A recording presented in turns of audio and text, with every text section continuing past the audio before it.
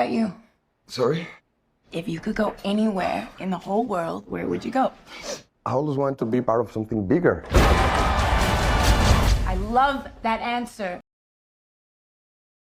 Damien Chazelle is obsessed with the punishing pursuit of perfection.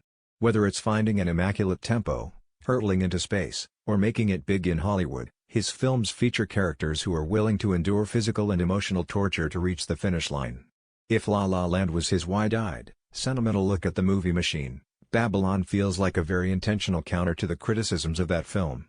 It's a lavish 1920s period piece about how often the silver screen images that feel like magic are really the product of incredibly hard work, broken dreams, and a lot of luck.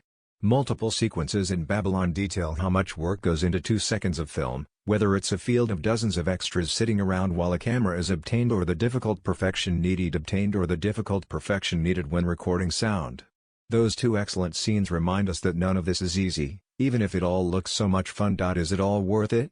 That's the tough question. Chazelle gives lip service to the idea that this version of landing on the moon is worth the trip, but he drags his characters and the viewers through so much misanthropy to get there that it's hard to believe him. Babylon is a film of stunning parts, both individual scenes, performances, and tech elements, but it feels like the magic touch that Chazelle needed to pull them together in an honest way eludes him.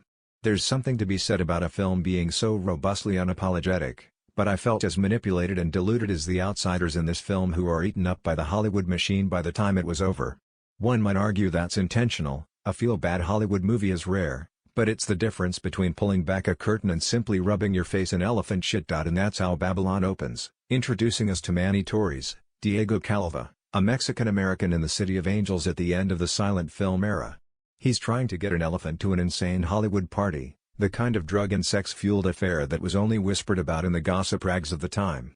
Chazelle uses the orgiastic bacchanal to introduce his players, including an aspiring actress perfectly named Nellie Leroy, Margot Robbie, who catches Manny's eye just as her star is about to rise. We also meet the suave Jack Conrad, Brad Pitt, a silent film star about to leave his third wife and be struck by the fickle finger of fame as talkies come into the picture and the wheel turns to a new era of stars. There's a jazz trumpet player named Sydney, Giovanna Depo, and the underwritten role of a cabaret singer named Lady Fei Ju, Lee Jun Lee. Gossip journalist Eleanor St. John, Jean Smart, writes about it all while recognizable faces like Lucas Haas, Olivia Wilde, Spike Jonze, Jeff Garlin, and even Flea flirt on the edges of the story.